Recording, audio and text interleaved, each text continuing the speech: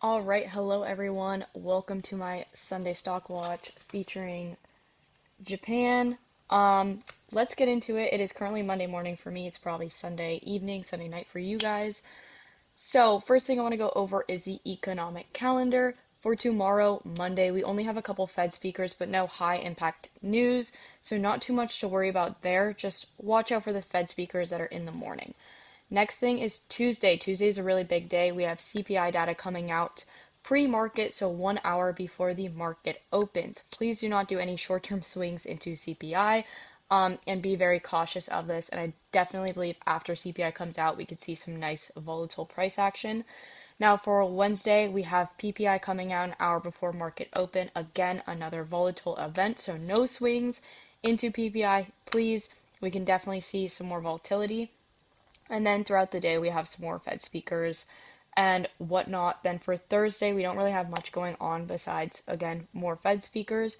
And for Friday, same thing again, but no high impact red folder data coming out. Only Tuesday and Wednesday, we have to watch for the high impact news.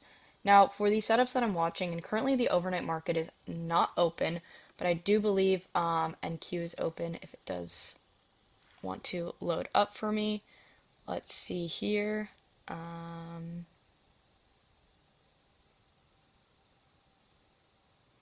oh, everything is, never mind. Okay, so we're just gonna go over a couple names that I'm watching going into this upcoming week. Here's NQ. Okay, so NQ looks like we opened up near Friday, or so. Yeah, we're not opening up too far away from Friday close, it appears. So that is definitely something to watch for. And then the setups that I'm watching going into this next week. The first one is SPY. You guys know I trade a lot of SPY. I'm not trading SPY on Monday. We are at or nearing all-time highs, meaning that I definitely do not believe it's going to give us or grant us any good price action. After CPI comes out, I definitely think we could see some nice setups on it, so I would avoid it going into Monday. Now, for CPI, the general range that I'm going to be watching for is any rejects at our all-time high near 695. And even if we break below around like 692 range area, and then watching for any bounces around 690 and into 687. So that's like the general range that I'm watching for. With QQQ, now QQQ is actually not at our all-time high. We took out our all-time high back in October around 638, and since then we haven't been able to build or break above 628, so that seems like a very high point of resistance for us. So I'd be watching for any rejects around 628, and then for any bounces lower into the 620 to 617 area on QQQ specifically. That's the general range I'm watching for.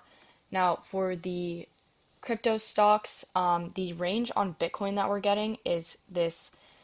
We've seen a lot of rejects around the 94,000 area, so I'd be watching for any rejects there, and I'd be watching for any bounces at 89 to 90K in that general area, and what that means for MSTR and Coinbase.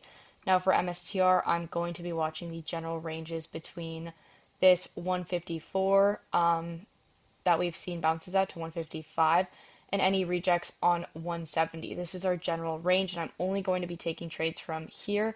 And you could also see me take trades from like 160 if we get a nice bounce at 160, or a nice reject at 165, which are in between the overall larger range.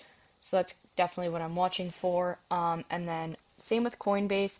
So Coinbase, we've really seen price hold up around 238 to 240, and we've seen a lot of rejects around 256, which is our resistance point. So watching for any setups along those two levels that we see, any bounces, any rejects. Probably going into tomorrow, I'm watching for bounces since Bitcoin is still trading around 90K right now. We could see Bitcoin start to get a nice move up, just depending on if it, wicks back into that 89K area.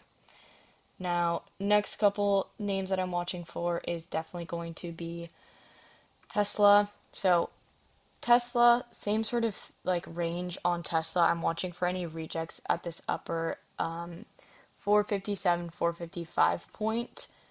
there. And then I'm watching for any bounces going into this lower 430s to 435, depending on the type of price action that we see. But we're kind of mid-range right now, and I'm not looking to take any trades until we, tap into either of those larger levels, and I suggest you don't either.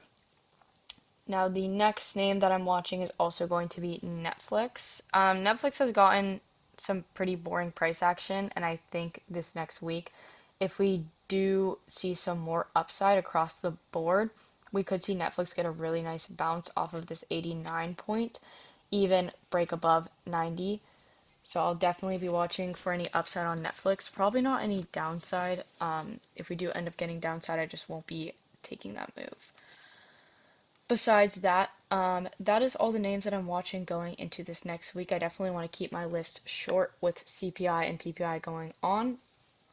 So that is going to be it for my Sunday stock watch. Thank you guys so much, and I will see you all later. Bye, everyone. Well, that is it for my Sunday stock watch, guys. I hope you have a wonderful week. And if you do want to join the Discord, it is going to be linked in the description, or apply for my mentorship program. It is also linked as well. So thank you guys so much for watching, and I will see you all later.